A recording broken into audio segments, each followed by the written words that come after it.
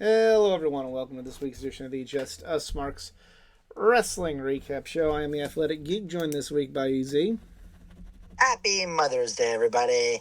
Yes, indeed. Happy Mother's Day to all the mothers out there. I'm just going to do a quick one because I wasn't feeling well last week, and I'm just going to kind of skim through all the happenings of the last couple of weeks, starting with Backlash, which I thought was a pretty damn good show. First of all, if you've never seen the show before, this is the Just Us Marks Wrestling Recap Show.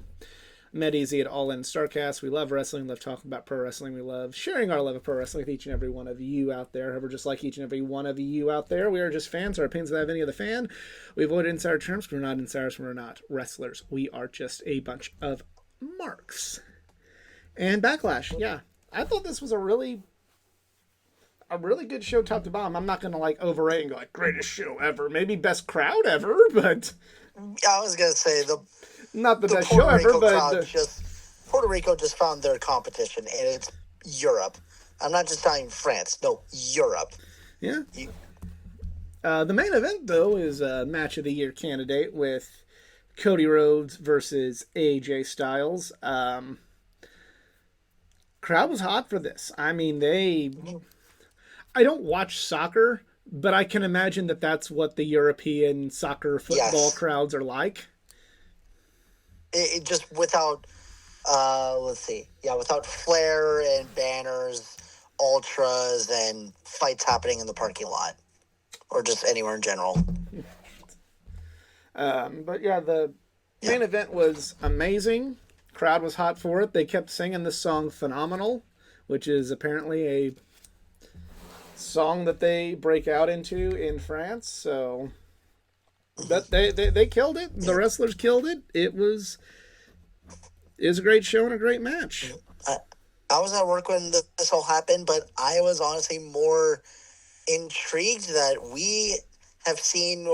Well, okay, it's weird to say the debut, but in retrospect, he did technically work in WWE under a different name, but we saw the debut of Tonga Loa joining the Bloodline. Yeah. So the Gorillas of Destiny are in WWE, and I'm actually happy. I like it. The GOD, even though they're not called on WWE, but GOD was in GOD in WWE at last. Yeah, I mean, they fit in better with WWE than they would in AEW. They would not. There's already just too much going on. There's too much going on. There's too much going on in AEW. There's too much going on in AEW. They'd get lost in the shuffle. Tama, like I heard on his Tonga debuting, like, oh shit. Like I love it. On his way out, Tama Tonga was doing some of his best work in New Japan on his way out, but he's definitely one of the New Japan guys that was cool to hate on in the IWC. So if he'd have gone to AEW, I don't think with that sort of fan base he would have been well received. And Tonga Loa, as long as he doesn't he's just kind of portrayed as a heavy. If he is like their version of Satnam Singh, then it'll be all right. I mean, it is what it is. It's not. Of all the people that have left New Japan, this is not like as big of a blow as Okada or Ospreay. So, but yeah, good matches from top to bottom. No matches I just out and out disliked from that card. So, job well done. Go to Raw. We have the King and Queen of the Ring tournament going on. Speaking of match of the year candidates, Ricochet and Ilya Dragunov was just damn good. I mean, it was a great match. In the main event, Gunther Sheamus 4 with Gunther winning. You know, not as good as their other matches, but still a good one. So good tournament so far. SmackDown. Easy will be happy to hear that at King and Queen of the Ring, Logan Paul and Cody Rhodes will be having for what seems like a title versus title match. joy. I'm not a fan of it being title versus title. Because Cody doesn't need a second belt, and Logan Paul doesn't need a belt, period. That's up to opinion. I'm not a huge fan. Like, it's not like one of my favorite things, but it's not like something I just passionately hate. I don't hate Logan Paul like everybody feels I'm supposed to. I mean, if you know what he was like outside of pro wrestling, there's okay. I'm gonna ask everybody this. I'm not condoning anything that Logan Paul ever did by any stretch of the imagination. I'm not saying he's a good person. But if you deep dive into a lot of wrestlers, regardless of what company they're in, you're going to find some stuff that's going to rub you the wrong way. The best wrestler in the world right now has a shaky past of comments and things he's done. Are they on Logan Paul's levels? I would say no, but that's up to interpretation. But I don't hear anyone holding that against Will Ospreay, because he's the best fucking wrestler in the world to a lot of people. Well, and it's been said enough that that's just a bona fide fact, and you got to agree with it. So, where's the deep dive into his past?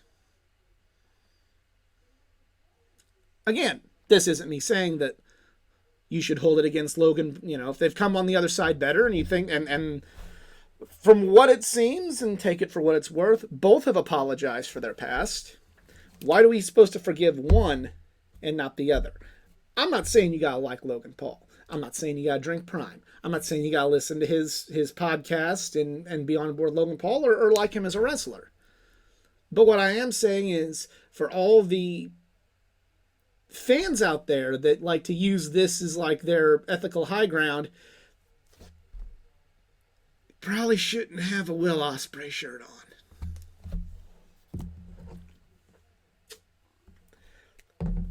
That's all I'm saying. That's all I'm saying. But I don't like that they're doing title versus title. Why does this even need to be title versus title to begin with? It's like, well, they are telling a story. Logan Paul wants to be. I'm gonna sneeze again. Excuse me. Logan Paul wants to be WWE champion, and Cody did actually say, if I win the U.S. title, that'll make me a Grand Slam champion. So there's a story there, but it's not a story I think they should tell. And if this was maybe set up for SummerSlam, now that's what I'm going to play. I'm going to play a little devil's advocate with that one, because I get, setting it up for SummerSlam, because that will be, that's a bigger stage, and Logan Paul, right, wrong, or indifferent. And nobody in Cleveland would be on Logan Paul's side. I'm just going to be frank with you. Nobody is going to be cheering for Logan different. Paul. It would get maybe more people to go to SummerSlam, so I get what you're saying. However, going to put this in hipster IWC logic. Hey, if they're going to do this match, good thing it's not in a show that most of the IWC are going to watch. It's going to be at a Saudi show. Yeah. So if you're going to do it, it can get hyped up. It can get some buys. It can get some views for, Peacock. But or you can use your Peacock subscription and watch the Indy 500 that weekend.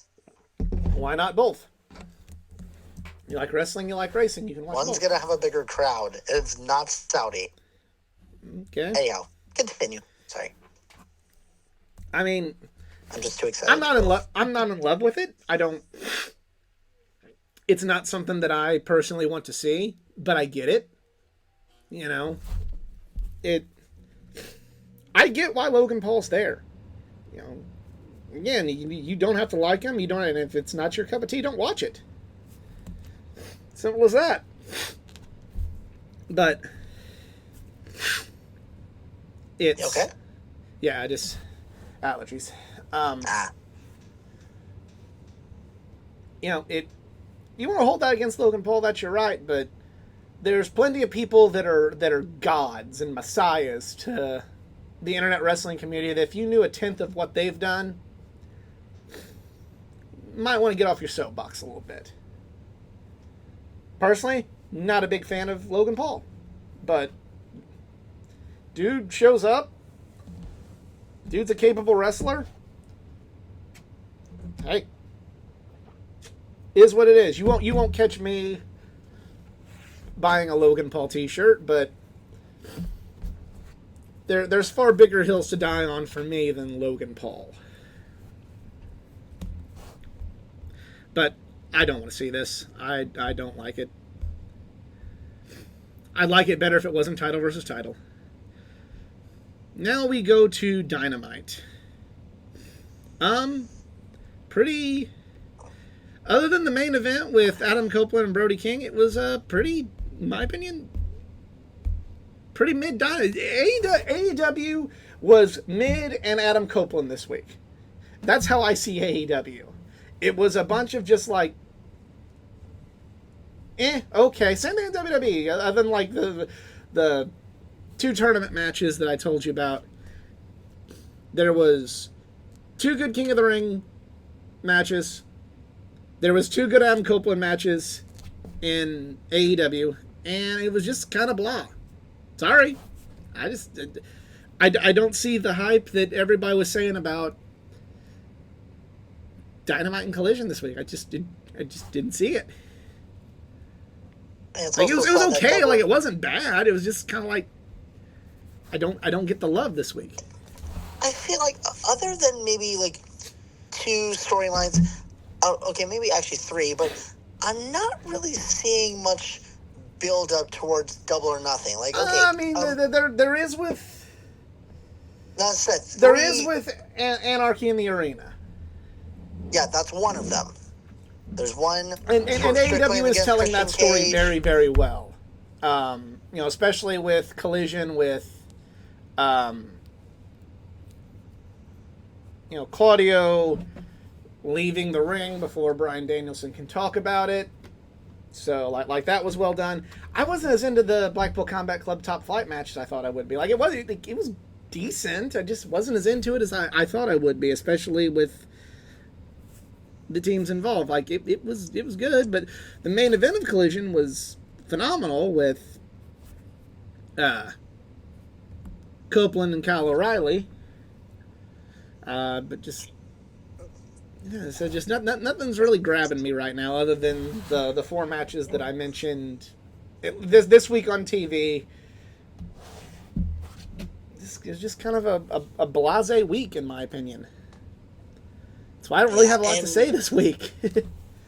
So, unfortunately, since I wasn't on the show like last week, because there's just been like a lot going on.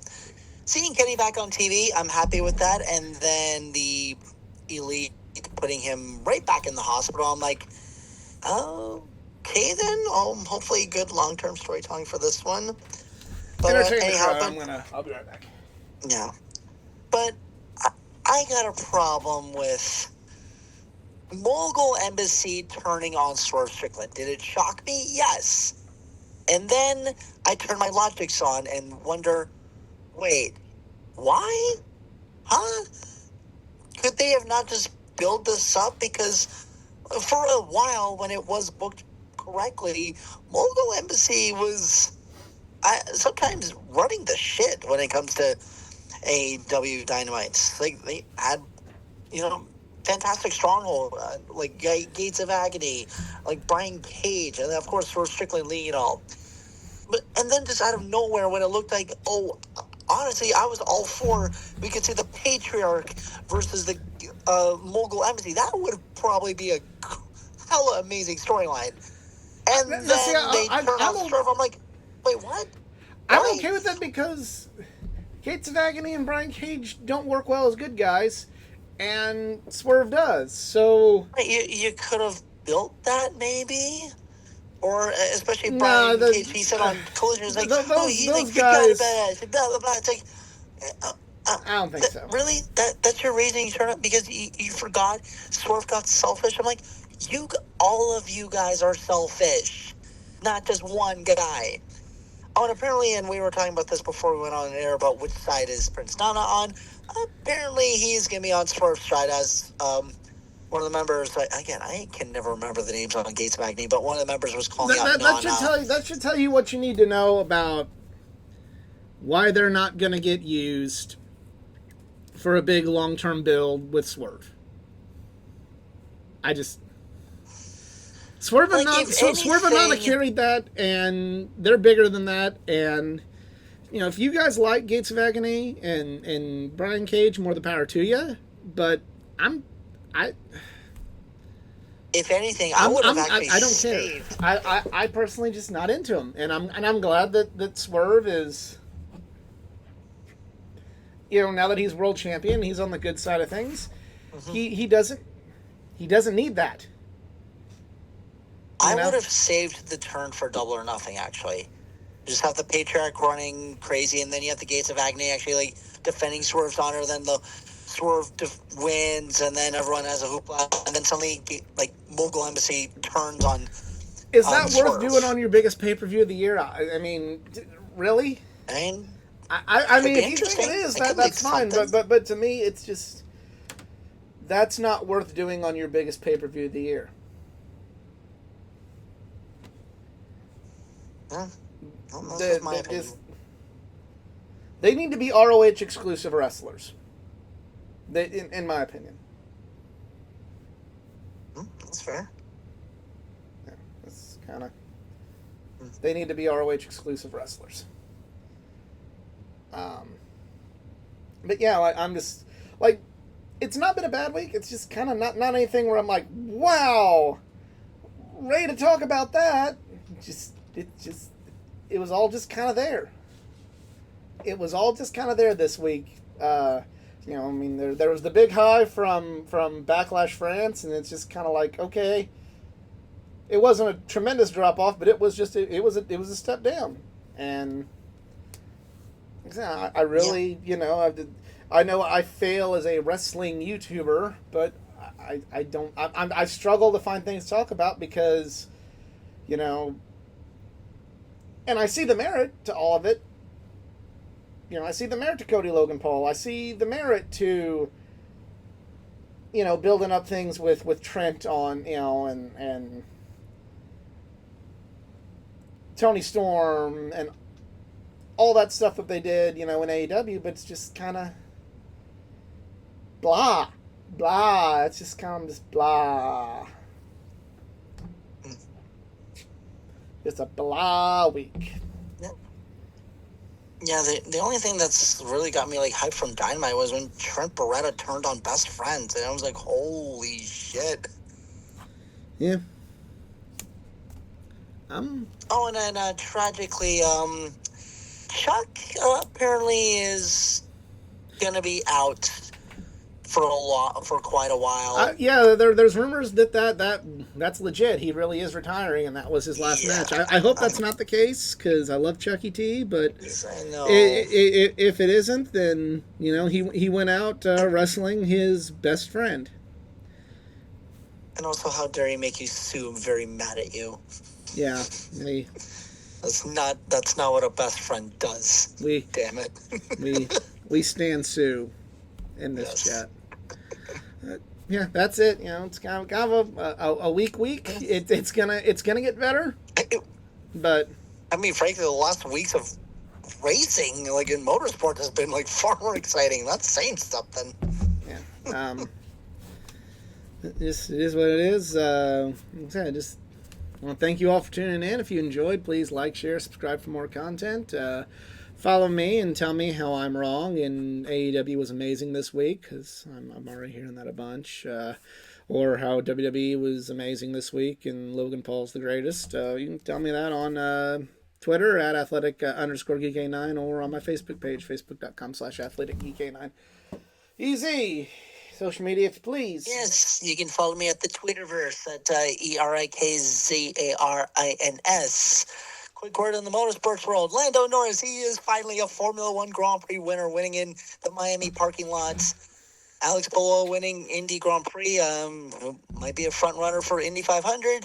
Brad Keselowski finally wins after 3 freaking years. And fuck Aaron that's pretty much McLaren. all I got. Fuck McLaren. None of that. Fuck McLaren. There you go. For easy, I am the Athletic Geek, and I say fuck McLaren. I'm out.